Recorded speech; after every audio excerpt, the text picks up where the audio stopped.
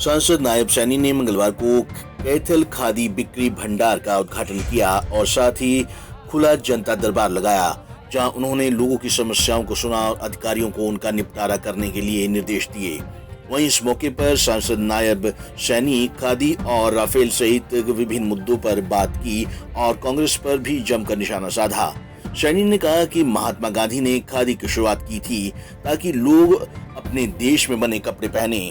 इससे देश का तो फायदा होगा ही, देश के लोगों को भी रोजगार मिलेगा। पीएम मोदी ने भी और इसे आगे बढ़ाया है और खादी का आज एक ब्रांड बन गया है। सैनी कोरोना के इस दौर में लोगों से स्वदेशी आत्मनिर्भरता की ओर कदम बढ़ने की अपील की।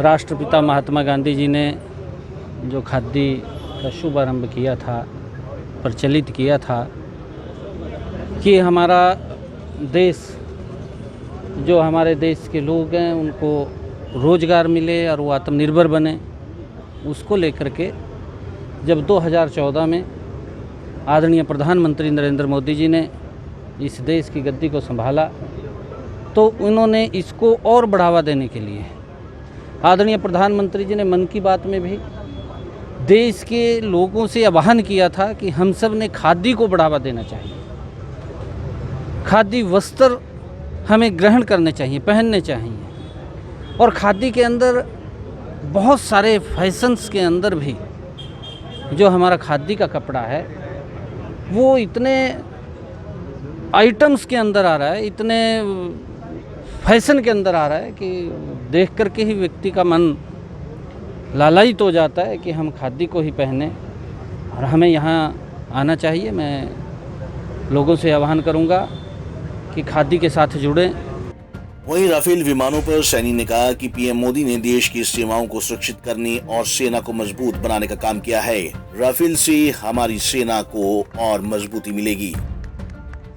आदरणीय प्रधानमंत्री नरेंद्र मोदी जी का नया भारत है और उन्होंने कहा भी है कि जिस प्रकार का देश के अंदर आतंकवाद ये पनप रहा था, पिछले 6 वर्षों के अंदर आदरणीय नरेंद्र मोदी जी ने उसको मजबूती से, उस आतंकवाद को समाप्त करने का काम किया है। और हमारी जो सीमाएं हैं उन सीमाओं को भी मजबूती से मजबूत करने का, सुरक्षित करने का काम नरेंद्र मोदी ने किया है। और ये जो 5 राफेल की पहली खेप जो हिंदुस्तान के अंदर कल आई है, आज आ जाएगी, कल वहाँ से चले हैं, उससे मेरा देश और मजबूत होगा, आंतरिक रूप से सुरक्षित होगा। और इनके आने से जो हमारी सेनाएं हैं उनको और नई तकनीक जो राफेल जैसी यहाँ पर है वो मिली है।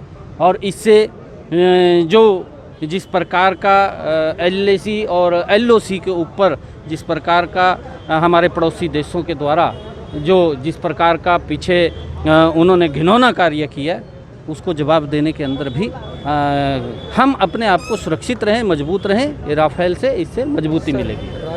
इस दौरान सैनी ने राजस्थान को लेकर कांग्रेस के खरीद फरोख्त के आरोपों को दरकिनार करते हुए कहा कि दूसरों पर आरोप लगाने की जगह कांग्रेस को अपना घर सुरक्षित करना चाहिए।